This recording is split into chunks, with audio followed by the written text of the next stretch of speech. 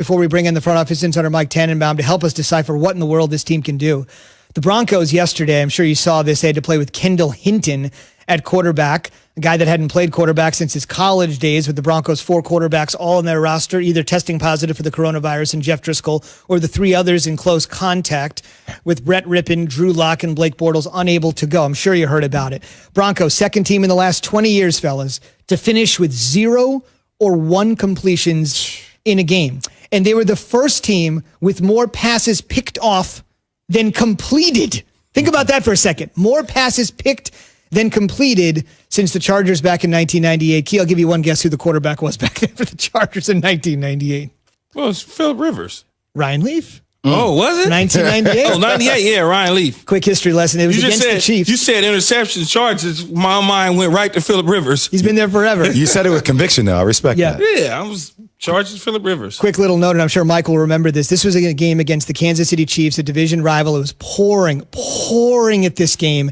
And that was the first game where you saw Leaf come a little unhinged. And maybe this isn't exactly going to be the Peyton Manning-Leaf comparison we thought of. It was a unbelievable day in the rain 22 years ago. Unbelievable Sunday. Let's bring in Mike Tannenbaum joining us on the Shell Pennzoil Performance Line, brought to you by Shell V-Power Nitro Plus Premium Gasoline. Mike, I want you to hear this from Vic Fangio, the Broncos head coach, saying he was disappointed in his quarterback room, but then he shared some other disappointment. Well, I was disappointed on a couple levels in that our quarterbacks put us in this position. Our quarterbacks put the league in that position. We count on them to be the leaders of the team and, leaders of the offense. And those guys made a mistake, and that is disappointing. Obviously, I haven't done a good enough job of selling the protocols to them, when they're on their own. So, part of that could fall on me there. Mike, good morning. Broncos President Joe Ellis, Executive Vice President John Elway had to deal with this over the last 48, 72 hours, something that you had to deal with as a front office guy. Whatever comes onto the desk, I got to deal with. Who's most to blame for this fiasco? I think Coach Fangio has it right. There's 2 aspects here. One is your quarterbacks. As Key knows, Coach Parcells always talks about quarterback. I want battlefield commanders. I want guys that are going to absorb blame and deflect credit. And that's exactly what didn't happen over the last 72 hours. I like what Drew Lock finally said yesterday afternoon, but the rules are the rules. And I'm sure the league looked at this, and while on one hand, guys, they were disappointed, on the other hand, I'm sure they said this is an opportunity that if everyone sees what happens to Denver, we'll have complete compliance moving forward. And I want to make one other really important point. Where was the competitiveness of the Denver Bronco defense? That Bronco defense played great against a good Miami team the week before, and what they should have said is, hey, we're playing a backup quarterback. We're playing Taysom Hill. And if the Saints can't score, this game will be 0-0. So let's put our foot in the ground. We know there was a mistake man on the other side, but what do we stand for as a Bronco defense? And to me, that was massively disappointing, and that was a great example of human nature. They went in the game expecting to lose, and that's exactly what happened. Mike, should that game have been postponed? Should they have moved it, postponed it? Key, it's interesting. I went back and forth. Originally, I said yes because, look, you're going to a game where unless something weird happens, it's going to be really hard for one team to win. And really, Green Bay, Tampa Bay, those are the teams that are most affected by this. Denver's probably out of the playoffs, but New Orleans is competing with all those other teams, and the Saints or Green Bay may get that 1 seed, and there's only one team that gets a bye, so is it really fair to them? But again, on the other hand, if I'm Roger Goodell and I'm sitting back and saying, here were the rules, here were the protocols, you made the mistake, I didn't, doesn't it send the right message for the next 2 months that you have to be compliant? And I think the league in some ways saw this as an opportunity where we saw the league have flexibility with the Pittsburgh-Baltimore game that's been postponed twice. So I think in the end, the league got it right. And I think Vic Fangio, to his credit, got it right, which is, hey, Drew Lock, you want to be this multi-million-dollar leader, you want to be the face of the franchise, do the little things right. When you look at it, some teams around the league, Philadelphia Eagles, for instance, had a quarterback that they kind of kept on the couch at home and paid money to. The Buffalo Bills have a quarterback in a similar situation. So the other teams around the league kind of adopt that same situation?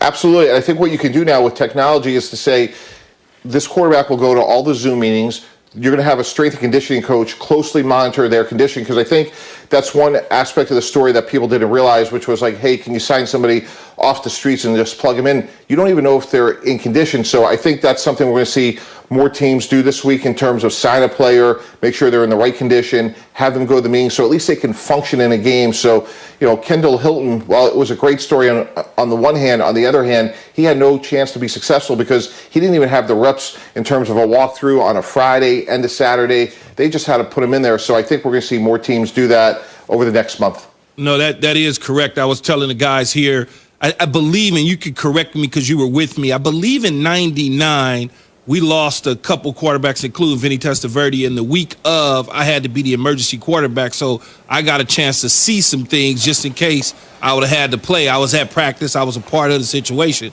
where this kid didn't really get a chance to do that at all. Hey, Mike, the Titans dominated the Colts. Derrick Henry, 27 carries, 178 yards, 3 touchdowns. Why isn't his name in the MVP conversation like we're talking about Patrick Mahomes? Yeah, Jay Will, it should be. He was the best player on the field yesterday. And what Tennessee can do is they can throw it over your head. And you look at 2 big passes to A.J. Brown as well as Corey Davis for 37 yards to Corey Davis. And what Tennessee can do is they can really spread you out because Tannehill can get the ball down the field. And then you let Derrick Henry go to work. 3 touchdowns yesterday. And maybe the other player that should be in the MVP candidates discussion should be DeForest Buckner. The Colts give up double yards per carry when he's not on the field. So Derrick Henry was the best player on the field. Tannehill was a great compliment with deep passes, and the Colts cannot stop the run without DeForest Buckner. What should we make of this Jalen Hurts taking reps with the first team?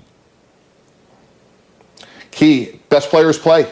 And right now, Carson Wentz remarkably is struggling with confidence. We go back a week ago to that pick 6 against Cleveland. That play, to me, exemplified what's wrong with Carson Wentz. He lacks confidence. Earlier in that play, he had a player wide open down the seam. He couldn't pull the trigger. And maybe competition at practice will spark him. And I think tonight is truly a watershed moment. He has to play better. He's on national TV. He's going against a terrible defense in Seattle. This is a great opportunity for him. I think what Doug Peterson is right. The best players should play. Mike, what do you make of the whole Ravens situation? Well, again, when you juxtapose what's going on with Denver, I think they got it right, which is the league is at least giving them a couple of days to see who tested positive, who's going to be in quarantine. Now, look, one door closes, Lamar Jackson's going to be out, another door opens, RG3. I'm sure in the back of RG3's mind, Jay Will, he's saying to himself, I deserve to be a starting quarterback in the NFL. And could you imagine if tomorrow night, with all these backups, missing players like Mark Andrews and countless others, if RG3 goes into Pittsburgh against an undefeated team and comes out with a win, do you realize the amount of money he can make and change the narrative of his career, that maybe he could be a starter again? So those are the storylines that I love about our game. And that's why I think tomorrow night will be really interesting. Let's get RG3's A game and let's see what happens.